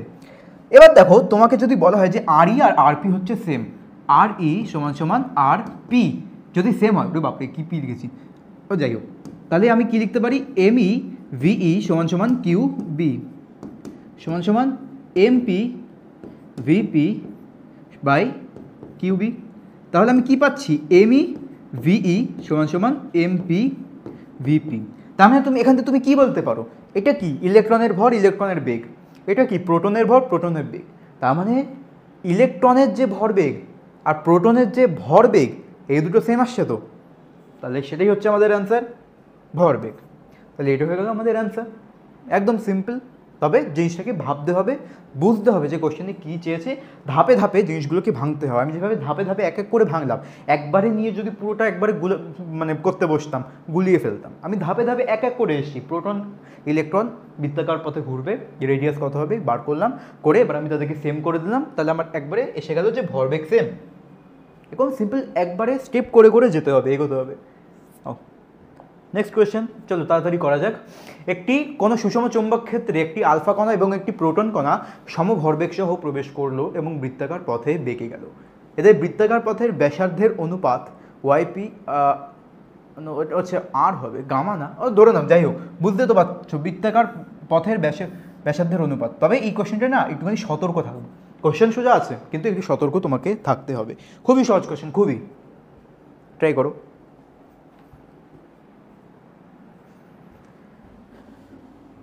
ওকে, টাইম আছে আমাদের কাছে, চলো চলো।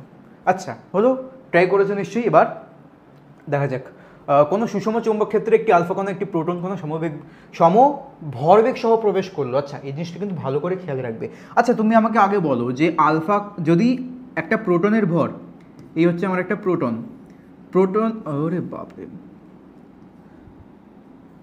নিচে আছে, দাঁড়াও, ঠিক আছে,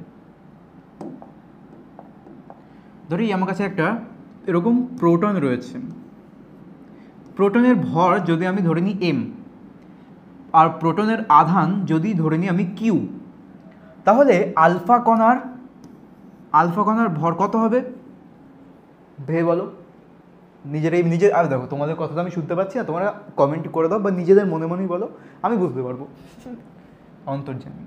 আচ্ছা, আলফা কণার ভর কত হয়? আলফা কণা মানে কি, দুটো প্রোটন দুটো নিউট্রন, আর প্রোটন আর নিউট্রনের ভর সেম হয়, তাহলে আমি কি লিখতে পারি, 4m, বুঝতে পারছো? তারপরে আলফা কণায় কটা, দুটো প্রোটন থাকে, তার মানে একটা প্রোটনের যদি আধান আমি কিউ ধরে নিই, তাহলে এর আধান কত হবে, 2q, ব্যাস। এবার আমাকে বলেছে যে কোনো সুষম চৌম্বক ক্ষেত্রে আলফা কণা প্রোটন কণার সমভরবেগ সম।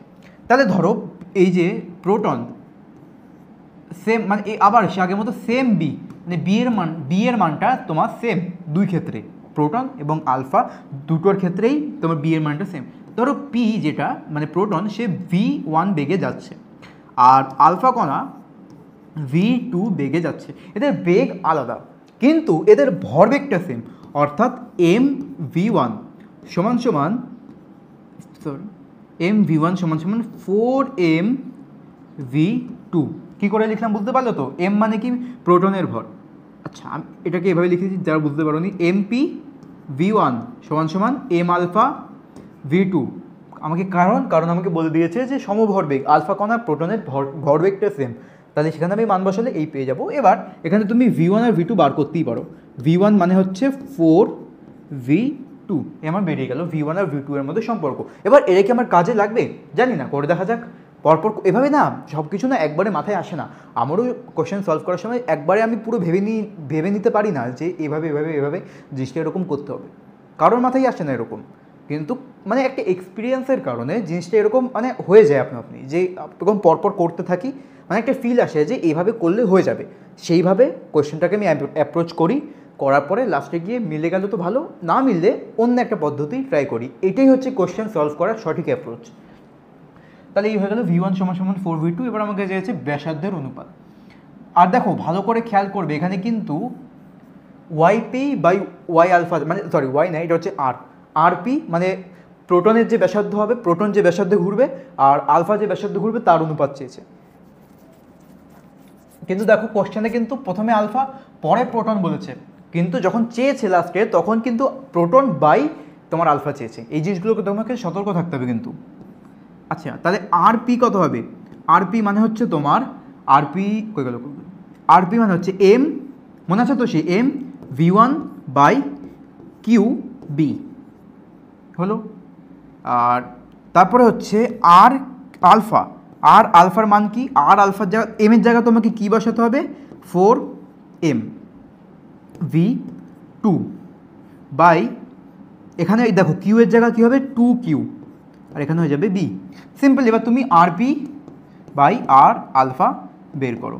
দেখো m1, আচ্ছা এই m v1 by Q B by 4m v2 by 2q। এবার দেখো এই যে এটা আর এটা সেম, তো তুমি এখানেই করেছো, এটা সেম, তাহলে একবারে কেটে দিলাম, নিচের এটা কেটে গেল, তাহলে আসবে 2 বাই 1, মানে 2:1, তাহলে অ্যান্সার হচ্ছে প্রথমটা, অপশান এ। পেরেছো নিশ্চয়ই, খুবই সহজ ছিল, কেবল লাস্ট তোমাকে সতর্ক থাকতে হবে, আর কিছু না। নেক্সট কোয়েশ্চেন দেখা যাক কী আছে, সহজ না কঠিন। ওর কী দিচ্ছে, বেসব প্রবেশ করো তারপর প্রযুক্ত, আর এ তো খুবই সহজ কোয়েশ্চেন, খুবই সহজ, করো নিজের একবার ট্রাই করো, খুবই।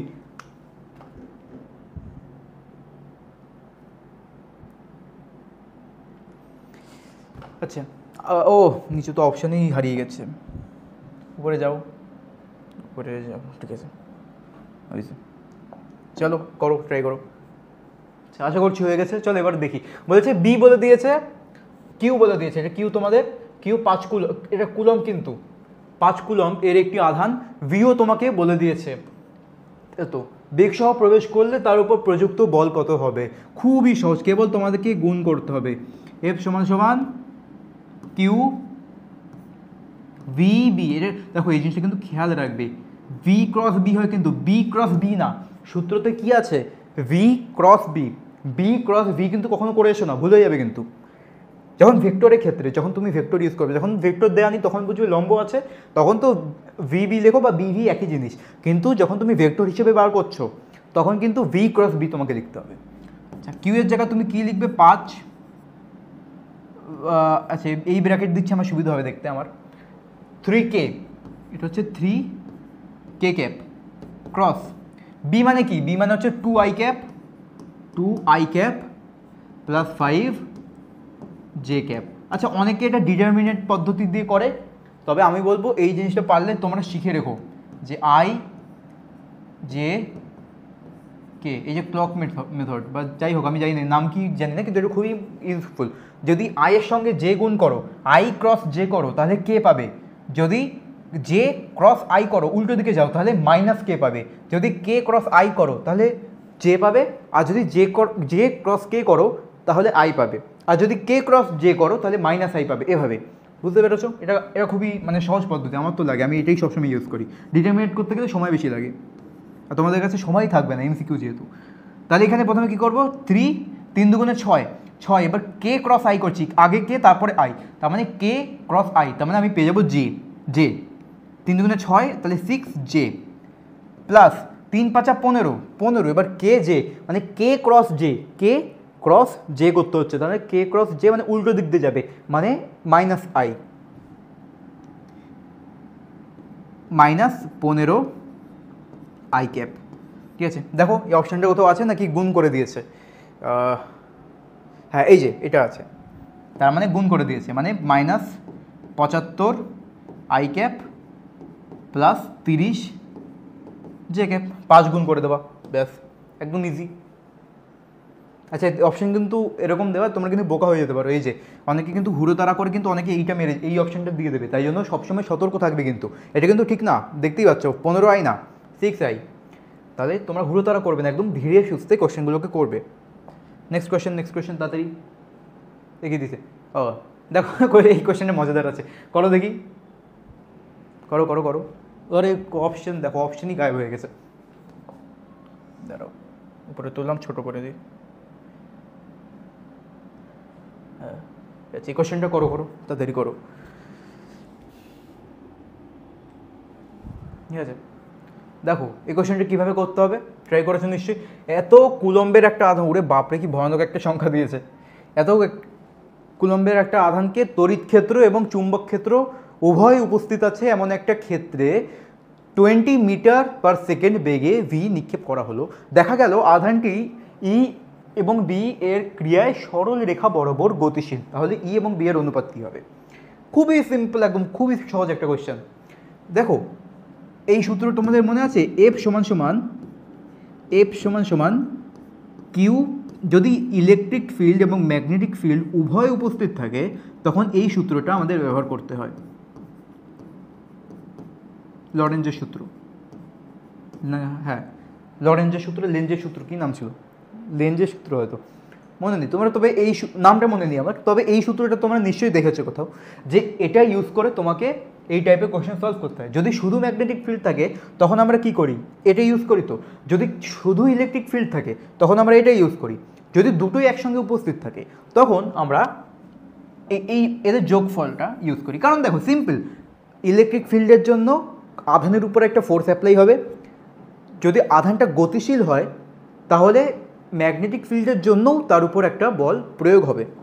এবার দুটো বল প্রয়োগ হচ্ছে, তাহলে আমরা সিম্পল দুটো বলকে ভেক্টর নিয়মে যোগ করে দেবো, ব্যাস। এই সূত্র তার দিয়ে বেশি আর কিচ্ছু না, সূত্র থেকে ভয় পাওয়ার কোনো দরকার নেই, সূত্র তো কেবল দুটো ফোর্সকে আমি যোগ করেছি, আর কিচ্ছু না।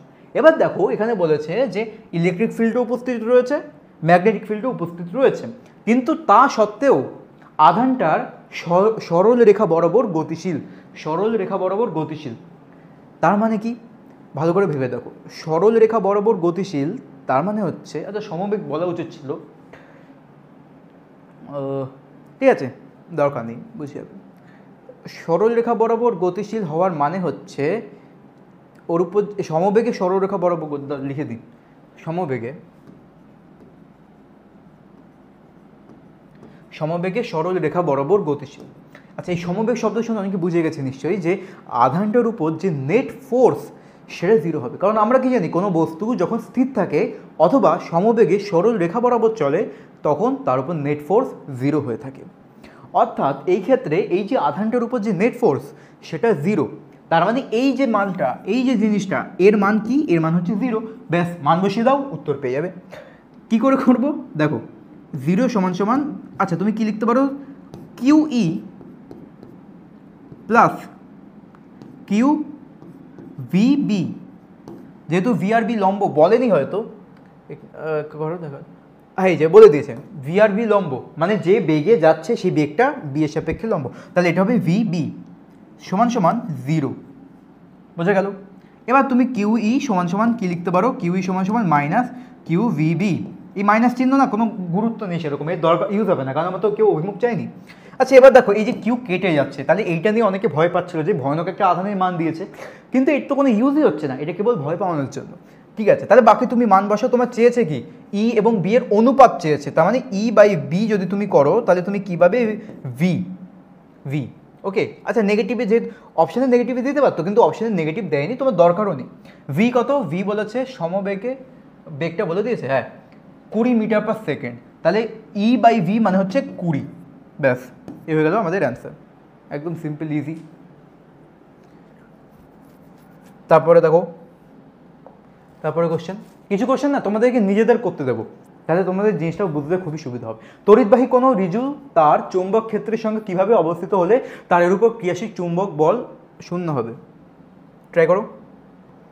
তড়িৎবাহী কোনো ঋজু তার চৌম্বক ক্ষেত্রের সঙ্গে কীভাবে অবস্থিত হলে তারের উপর ক্রিয়াশীল চুম্বক বল জিরো হবে। আচ্ছা এই জিনিসটা না এরভাবে তোমার মনে রাখবে, এফ সমান সমান আই এল ক্রস বি। এল মানে কি দেখো, এই যে এলকে একটা ভেক্টর হিসেবে নেওয়া হচ্ছে, এলকে মানে এই যে তারের যে দৈর্ঘ্য সেটাকে একটা ভেক্টর হিসেবে নেওয়া হচ্ছে। এই ভেক্টরের অভিমুখ কোন দিকে হবে, এটা তো হয়ে গেল এল। এবার এই এল এর অভিমুখ কোন দিকে হবে, কারেন্টের অভিমুখ যেই দিকে, কারেন্ট কিন্তু কোনো ভেক্টর নয়, ঠিক আছে, কিন্তু এখানে আমি এই I L vector, I cross L বলা হয়, আই ডট এল ভেক্টর, একে বলা হয় কারেন্ট এলিমেন্ট, এই যে অংশটাকে আই এল একে বলা হয় কারেন্ট এলিমেন্ট, বুঝেছো। এবার এই আই এল এর সঙ্গে আমি বিকে গুণ করছি, বিও একটা ভেক্টর, আই এলও একটা ভেক্টর, তাহলে এই যে এল ভেক্টর, এল এর অভিমুখ হবে যেই দিকে তোমার আই এর অভিমুখ সেই দিকে, আর এল এর মান হবে এই ভেক্টরে, এল ভেক্টরের মান হবে তারের যে দৈর্ঘ্য সেটাই, আর এই টোটাল জিনিসটার মান হবে তারের যে দৈর্ঘ্য ইন্টু তোমার কারেন্টের যে পরিমাণ সেটা, ঠিক আছে। এবার দেখো আই আর বি, দেখো তুমি কখন যদি এরা পরস্পর এরকম হয়, ভেতরের দিকে বি আর এল হচ্ছে এরকম লম্বভাবে, তাহলে এই এই চিহ্ন উঠে যায়, ক্রস চিহ্ন উঠে কি আসে, আই এল বি সাইন 90, এই 90 মানে হয়ে যায় 1, তাহলে তোমার যে সূত্র তুমি জানো সেটাই এসে যায়, কিন্তু আসলে বাস্তবে কি হয়, বাস্তবে এরকম জিনিসটা হয়, বোঝা গেল। এবার দেখো তুমি এখান থেকে এইটা থেকে বুঝতে পারছো, যদি ম্যাগনেটিক ফিল্ড আর এল যদি সেম ডাইরেকশানে হয়, যেমন ধরো যদি তোমার এরকম একটা তার এরকম তোমার রয়েছে, এটা হচ্ছে তোমার তার যার মধ্যে দিয়ে আই কারেন্ট প্রবাহিত হচ্ছে, আর তোমার ম্যাগনেটিক ফিল্ডও সেম দিকে, তোমার সেম দিকে, তখন কি হবে, তখন এই থিটার মান, এই যে সাইন থিটা যেটা আসে এখানে কি এসে যাবে, 0 ডিগ্রি এসে যাবে, 0 ডিগ্রি আসলে পুরো জিনিসটা শূন্য এসে যাবে। তার মানে যখন তোমার তারের উপর ক্রিয়াশীল চুম্বক বল শূন্য হবে যখন সমান্তরাল হবে। তড়িৎবাহী কোনো ঋজুতার চুম্বক ক্ষেত্রের সঙ্গে সমান্তরাল হলে তখনই চুম্বক বল 0 হয়ে যাবে। বোঝা গেল? এই আবার কি, ও নান অফ দ্য অ্যাবভ, বাদ দাও। আচ্ছা, তারপরে দেখি, দুটি সমদৈর্ঘ্যের তারকে একই মানের চুম্বক ক্ষেত্রে রাখা হলে একটির উপর চুম্বক ক্ষেত্র দ্বারা প্রযুক্ত বল অপরটির 3 গুণ, তাহলে যদি তার দুটির মধ্যে দিয়ে প্রবাহিত তড়িৎ প্রবাহ মাত্রা I1 ও I2 হয় এবং I2 I1 এর থেকে বড় হয়, তাহলে I1 I2 এর মান কত হবে? আচ্ছা, এটা তোমরা ট্রাই করো।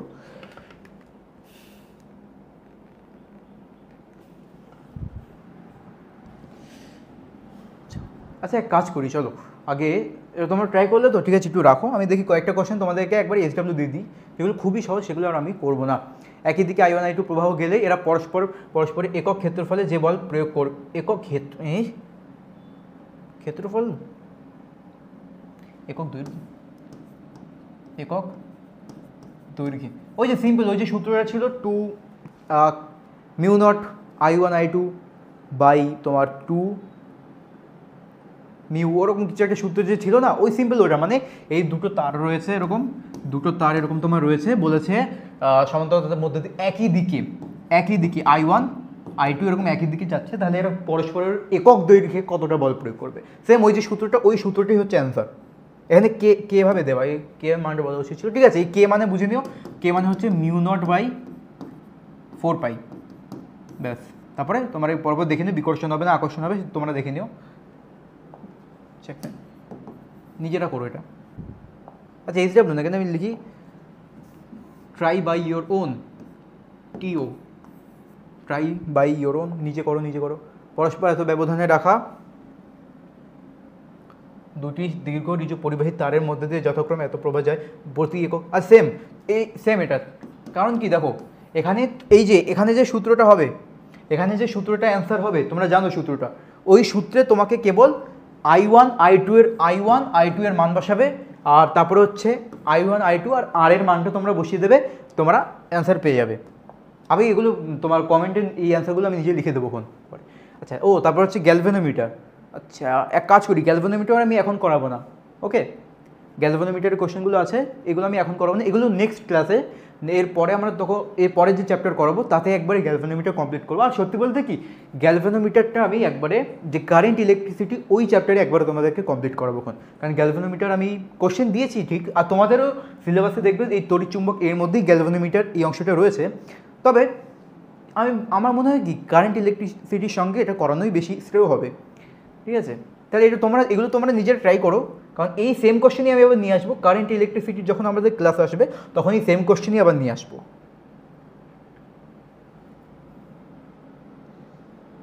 হ্যাঁ, এই কোশ্চেনটা করো, এই কোশ্চেন করো। বলেছে একটি সুষম চুম্বক ক্ষেত্রে গতিশীল আধানের দ্রুতি এবং গতিশক্তি অপরিবর্তিত থাকে, মানে অ্যাসারশনের রিজনের, এই কোশ্চেনটা তোমরা ট্রাই করো। আচ্ছা, আশা করি হয়ে গেছে তোমাদের ট্রাই। দেখি কি বলেছে একটি সুষম চুম্বক ক্ষেত্রে গতিশীল আধানের দ্রুতি গতিশক্তি অপরিবর্তিত থাকে। আচ্ছা, প্রথমটা বলো তো ঠিক কথা না ভুল কথা?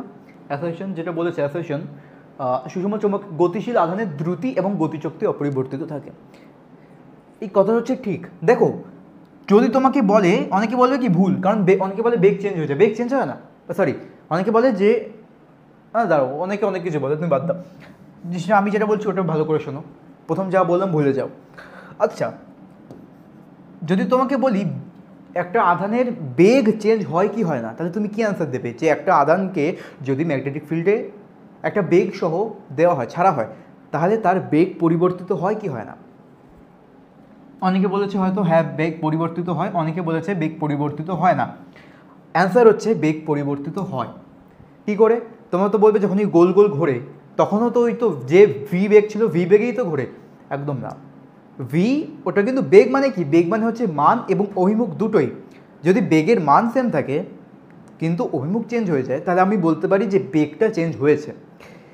এ কারণে আমি বলতে পারি যে আধানকে যখন তুমি ম্যাগনেটিক ফিল্ডে ছুঁড়ে মারো তখন তার বেগ চেঞ্জ হয়, কারণ তার অভিমুখ চেঞ্জ, বেগের মান চেঞ্জ না হোক, বেগের মান চেঞ্জ হয় না কিন্তু বেগের অভিমুখটা চেঞ্জ হয়, সুতরাং বেগ চেঞ্জ হয়, কিন্তু দ্রুতি চেঞ্জ হয় না, কারণ দ্রুতি তো একটা স্কেলের রাশি, দ্রুতিতে কেবল মানের ব্যাপার হয়, ওখানে বেগ, ওখানে অভিমুখের ব্যাপার হয় না, এই কারণে দ্রুতি চেঞ্জ হয় না কিন্তু বেগ চেঞ্জ হয়। এই কনসেপ্ট কিন্তু বিশাল ইম্পর্টেন্ট, ভালো করে মাথায় একদম ঢুকিয়ে নিই। আর গতিশক্তি মানে কি? গতিশক্তিও তো একটা তোমার স্কেলার রাশি, এ কারণে গতিশক্তিও চেঞ্জ হয় না, কারণ কি গতিশক্তির সমীকরণে তুমি কি লেখো? Half M V square. এখানে ভি যেটা, সেটা তো তোমার একটা ভেক্টর রাশি ছিল, কিন্তু ওটাকে তুমি স্কোয়ার করেছো, এ কারণে সেটা তোমার কি হয়ে গেল? স্কেলার রাশি হয়ে গেল। আর স্কেলার রাশি হওয়ার পরে কি ভি এর মান তো চেঞ্জ হয় না, মান তো সেমই থাকে, সুতরাং গতিশক্তিও সেম থাকবে, তার মানে অ্যাসারশনটা হচ্ছে সঠিক। এবার দেখি, গতিশীল কণার উপর প্রযুক্ত চুম্বক বল বেগের সাপেক্ষে লম্ব দিকে, একদম বেগের সাপেক্ষে যেহেতু লম্ব হয়, এ কারণে কি হয়, যেহেতু কোনো ফোর্স যদি কোনো বস্তুর উপর লম্বভাবে প্রয়োগ করা হয় তাহলে বস্তুর বেগের কোনো পরিবর্তন হয় না, কেবল বস্তুর যে বেগের অভিমুখ পরিবর্তিত হয়। এই জিনিসটা কিন্তু খুবই ইম্পর্টেন্ট, মাথায় রাখবে একদম। তাহলে অ্যাসারশন হচ্ছে সঠিক, তোমার উভয় সঠিক এবং বি এর সঠিক কারণ আর হবে, আর এ সঠিক কারণ, তাহলে অপশান এ হচ্ছে আমাদের সঠিক হয়ে গেল। আচ্ছা ঠিক আছে, আর দেখি আর কি কোয়েশ্চেন আছে। একটি আধান চৌম্বক ক্ষেত্রে প্রবেশ করে যেটি পরিবর্তিত হয় না, এটা খুবই সহজ কোয়েশ্চেন। দেখো বলছে একটি আধান কোনো সুষম চৌম্বক ক্ষেত্রে প্রবেশ করলে আধানটির কোনটি পরিবর্তিত হয় না। দেখো তুমি দেখে বুঝতে পারবে, ভরবেগ পরিবর্তিত হয়, কারণ ভরবেগ মানে কি এম ভি, এটা একটা ভেক্টর রাশি, তার মানে এখানে বেগ তো চেঞ্জ হয়, যেটা আগে তোমাকে বলছিলাম যে বেগ চেঞ্জ হয়, দ্রুতি চেঞ্জ হয় না, বেগ চেঞ্জ হয়, তার মানে এটা চেঞ্জ হবে, এটা চেঞ্জ হলে ভরবেগও চেঞ্জ হবে, তার মানে এটা আনসার না। গতিশক্তি, হ্যাঁ গতিশক্তি বললাম, কারণ গতিশক্তি স্কেলার রাশি, গতিশক্তি চেঞ্জ হবে না। বেগ তো চেঞ্জ হয়, তোমরা জানো বেগ তো চেঞ্জ হয়, ত্বরণ, আর বেগ চেঞ্জ হওয়া মানে কি ত্বরণ আসে, তার মানে ত্বরণও তোমার চেঞ্জ হতে থাকে।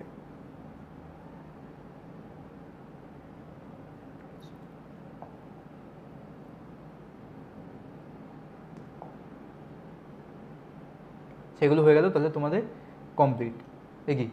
ও আচ্ছা, এই কোশ্চেনগুলো তোমরা নিজেটা ট্রাই করো, যেগুলো আমি টিও উপরে লিখে দিয়েছি, আমি সেগুলোর অ্যান্সার নিচে কমেন্ট করে দেবো। কোনটা বাকি আছে না আর একটা? হ্যাঁ এই কোশ্চেনটা, এটা খুবই ভালো কোশ্চেন।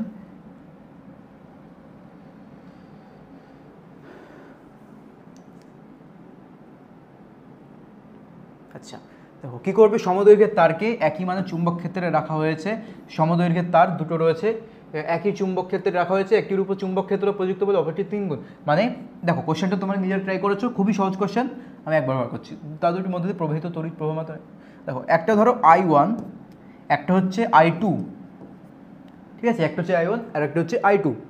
তাহলে I1 কত? আচ্ছা I1 এর উপর কত বল প্রয়োগ হবে? তুমি ধরো I1 এর মানে দুটোকেই একটা ম্যাগনেটিক, এখানে কিন্তু I1 I2 এর জন্য মানে এদের পরস্পরের উপর কে কত বল প্রয়োগ করছে ওটা চাইনি, কিন্তু এখানে বলেছে যে এদেরকে একটা ম্যাগনেটিক ফিল্ডে রাখা হয়েছে, ধরো বি ম্যাগনেটিক ফিল্ডে এদেরকে রাখা হয়েছে।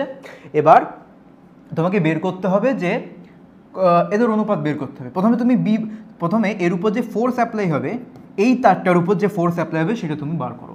সেটা কী করে বার করবে? এফ সমান সমান বি এল ভি, লম্ব বলে দিয়েছে, ও বলে নেই সমদৈর্ঘ্য, আচ্ছা এল বলে দিয়েছে যে দুটো সেম হচ্ছে, এল হচ্ছে সেম, এটাও যদি এল হয় তাহলে এটাও হবে এল, ব্যাস এইটুখানি। তারপর তড়িৎ প্রবাহ মানতে হলে আচ্ছা ও হলো ধরো বি, আচ্ছা এখানে তোমাকে বলেনি কিন্তু এখানে হবে যে বি লম্ব এল, এটা বলা উচিত ছিল, তবে বলেনি, তোমরা জানোই, কোনো সমস্যা নেই, তোমরা ধরে নেবে যে লম্বই আছে। B L I1, B L I1, F2 কত হবে? F2 হচ্ছে বি এল I2, যেহেতু দুটোই সেম, বি এল সেম, দুটোর ক্ষেত্রে বিও সেম আর দৈর্ঘ্যও সেম। এবার বলেছে যে একটা অপরটির 3 গুণ, ভালো করে জিনিসটা বোঝো, একটা অপরটার 3 গুণ, কিন্তু কোনটা কার সেটা আমাকে পরিষ্কার করে বলেনি, সেটা আমাকে ঘুরিয়ে বলেছে। কি করে? এই যে নিচে দিয়েছে না I1 I2 I1 এর থেকে বড়, ভালো করে বোঝো, I2 I1 এর থেকে বড়, তার মানে তুমি বুঝতে তো পারছো যে এখানে F1 আর F2 এর মধ্যে কে বড় হবে? F2, তার মানে F2 F1 এর 3 গুণ, F2 F1 এর 3 গুণ, ব্যাস এই জিনিসটা। মানে তোমাকে সিম্পলি বলেন, তোমাকে ঘুরিয়ে বলেছে, তোমাকে এটা বলেনি যে I2-র উপর যে বল প্রয়োগ হচ্ছে সেটা I1 এর 3 গুণ, এটা বলেনি, তোমাকে ঘুরিয়ে কথাটাকে এভাবে বলা হয়েছে, আর কিচ্ছু না। তাহলে এবার তুমি মান বসাবে, মান বসালে দেখবা সব কিছু কেটে যাবে, কেটে থাকবে এরকম I2/I1 × 3। তাহলে এবার তোমাকে কী চেয়েছে? দেখো আবার I1/I2 চেয়েছে, তাহলে I1/I2 করতে হবে। I1/I2 করলে তুমি পেয়ে যাবে 1/3, মানে 1:3, অপশান বি। ব্যাস, বোঝা গেল? ঠিক আছে, তাহলে আজকের মতো এইটুখানি। দেখা হচ্ছে তোমাদের সঙ্গে নেক্সট চ্যাপ্টার নিয়ে আসবো। নেক্সট চ্যাপ্টার কোনটা হবে সেটা আমি এখন বলতে পারছি না, তবে হ্যাঁ প্রত্যেকটা চ্যাপ্টারই কমপ্লিট করাবো এভাবে কোশ্চেন সলভ করে করে। কিছু কিছু চ্যাপ্টার যেগুলো বড় হবে সেগুলো হয়তো দুটো করে পার্ট আসতে পারে কোশ্চেনে, 10টা কোশ্চেন প্রথমে, বাকি 10টা কোশ্চেন পরে। অথবা দেখো এরকম ফিক্সড নেই যে 20টা কোশ্চেনই হবে বা 25টা বা 30টা কোশ্চেনই হবে। যে চ্যাপ্টার বড়, যাতে বেশি দরকার, তাতে আমরা এক্সট্রা টাইপের কোশ্চেন করবো। এখানে এই তোমরা বুঝতেই পারছো যেখানে আমাদের তোমাদের সব টাইপের কোশ্চেনই একবার করে দেখা হয়ে গেল, কনসেপ্টের সঙ্গে বিভিন্ন টাইপের কোশ্চেনগুলো একবার তোমাদের রিভাইজ হয়ে গেল। কেবল গ্যালভানোমিটার অংশটা তোমাদেরকে আমি এই চ্যাপ্টারে করাইনি, ওটা কারেন্ট ইলেকট্রিসিটির সময় করাবো এই কারণে। ঠিক আছে, তবে তোমাদের যে কাজ, তোমরা কেবল একটাই কাজ করবে, ভালো করে রিভাইজ করবে। আগে থিওরি জলদি একদম রিভাইজ করে নেবে। আর তোমাদের জন্য প্রথমে করেও দিয়েছি একবার হালকা করে, তোমরা নিজেরও ভালো করে একবার পড়ে নেবে। থিওরিতে বেশি সময় দেবে না, তোমরা যত পারবে রিভিশনের জন্য কোশ্চেন প্র্যাকটিস করবে। কোশ্চেনের মাঝখানে যখন আটকাবে তখন সেইটুকু অংশের থিওরি দেখে আসবে, তারপরে কোশ্চেনটা সলভ করবে। তোমাদের কিন্তু এইভাবে অ্যাপ্রোচটা রাখতে হবে, তাহলে তোমাদের রিভিশন খুবই ইফেক্টিভ হবে আর খুবই ফাস্ট হবে, আর তোমাদের কনফিডেন্সও বাড়বে। তাহলে আজকের মতো এইটুখানি, দেখা হচ্ছে নেক্সট চ্যাপ্টারে, নেক্সট ভিডিওতে।